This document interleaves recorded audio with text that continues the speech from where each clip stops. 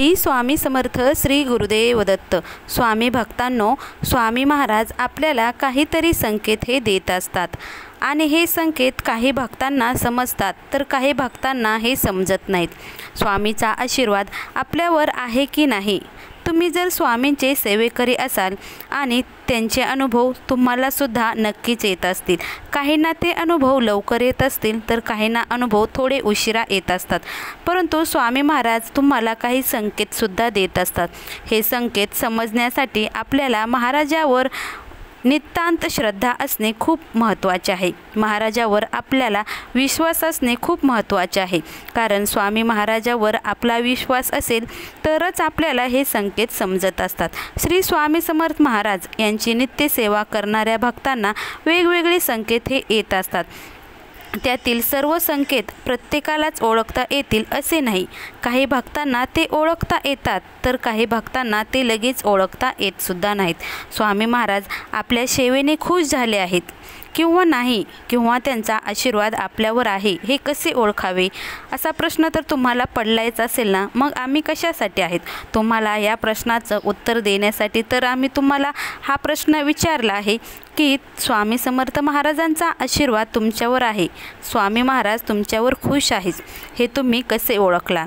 तर चला पाहूया. 2 संकेत आहेत ज्यावरून आपण समजून घेऊया की स्वामी समर्थ महाराजांचा तुमच्यावर आशीर्वाद आहे. ज्यावेळी पहिला संकेत आहे, ज्यावेळी आपण स्वामी समर्थ महाराजांची सेवा करतो, महाराजांचं पारायण करतो, श्री स्वामी समर्थ नामाचं नामस्मरण करतो, आपण ही सेवानं विश्वासानं, श्रद्धेनं आणि मनोभावे करत असतो. किंवा आपण स्वामी समर्थ महाराजांच्या मूर्तीसमोर बसून काही सेवा काही करत असतो. आता हे सेवा करत असताना अचानक आपल्याला सुगंध येऊ लागला किंवा आपलं मन हे एकदम प्रसन्न होऊ लागलं, तुमच्या चेहऱ्यावर एक प्रकारचं वेगळंच तेज जर दिसायला लागलं तर समजा तुम्ही स्वामी महाराजांची सेवा करत आहात आणि स्वामी महाराज तुमच्यावर प्रसन्न आहेत असं त्यावेळी आपल्याला समजून घ्यायचं आहे. कारण महाराज त्याच सेवेकऱ्याला प्रसन्न होतात जे सेवेकरी त्यांची सेवा करतात, विश्वासानं, श्रद्धेनं आणि मनोभावे त्यांची सेवा करतात, त्यांच्यावर विश्वास ठेवतात, त्यांच्यावरच महाराजांचा आशीर्वाद हा असतो. त्यामुळं त्या सेवेकऱ्याने असं समजून जा की महाराजांचा आशीर्वाद आपल्यावर आहे. महाराज त्यांच्या नेहमी बरोबर असतात. आपल्या वाईट गोष्टी आपल्या हातून होऊ नयेत म्हणून ते संरक्षणसुद्धा देत असतात. स्वामी महाराज नेहमी म्हणतात, भिवू नकोस, मी तुझ्या पाठीशी आहे. या वाक्याने ते आपल्या भक्तावर कृपा करत असतात. त्यामुळं या वाक्याची तुम्हाला प्रचिती आली असेल तर आम्हाला नक्की सांगा.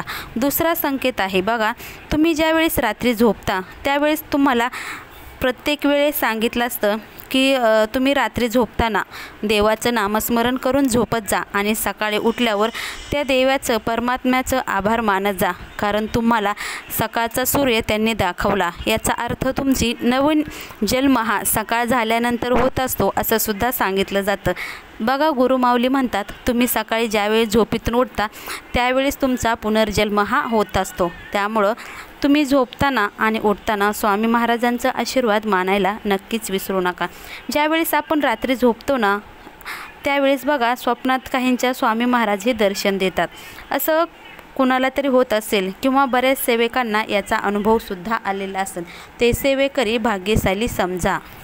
कारण महाराज त्यांच्या स्वप्नात येतात जे महाराजांची नित्यसेवा करतात, त्यांची श्रद्धेनं आणि नित्य नियमानं सेवा करतात. त्यांच्याच स्वप्नात महाराज हे दर्शन देत असतात.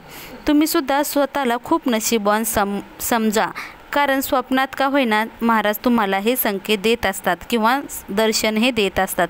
त्यामुळं तुम्हीसुद्धा महाराजांची नित्य सेवा करायला काही हरकत नाही. तुम्ही खूप नशीबवान आहात, तुम्हाला महाराजांनी स्वप्नात दर्शन दिलं आहे.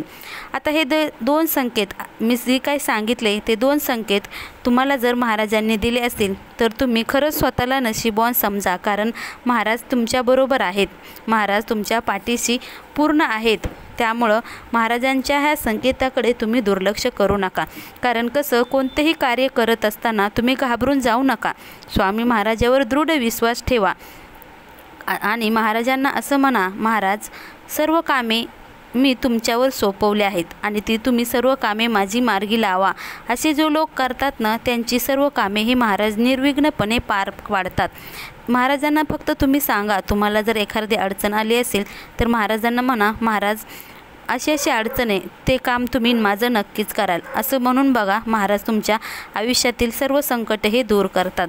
स्वामी ज्या लोकांच्या आयुष्यात आलेत ना आणि त्यांनी हे जे 2 संकेत त्यांनी तुम्हाला दिलेत ना, तर तुम्ही स्वतःला नशिबान समजावे. कारण महाराज तुमच्यासोबत असल्याचे तुम्ही ते समाधान माना. कारण हे सुख सर्वांच्याच वाटेला येत नाही. कारण जे निस्वार्थपणे महाराजांची सेवा करतात, त्यांच्यावर विश्वास ठेवतात, त्यांच्याच बाबतीत ह्या सर्व गोष्टी घडत असतात. त्यामुळं महाराजांची तुम्ही निस्वार्थपणे सेवा करा. श्रद्धेनं आणि भक्तीनं त्यांची सेवा करा आणि तुम्ही स्वतःवर संयम ठेवा. कारण संयमाचं फळ खूप गोड असतं. त्यामुळं तुम्ही संयम ठेवा. तुमची जर एखादी इच्छा पूर्ण झाली नसेल तर तुमची ती इच्छा थोडा संयम ठेवा. एक ना एक दिवस तुमची ती इच्छा नक्कीच पूर्ण होईल. श्री स्वामी समर्थ.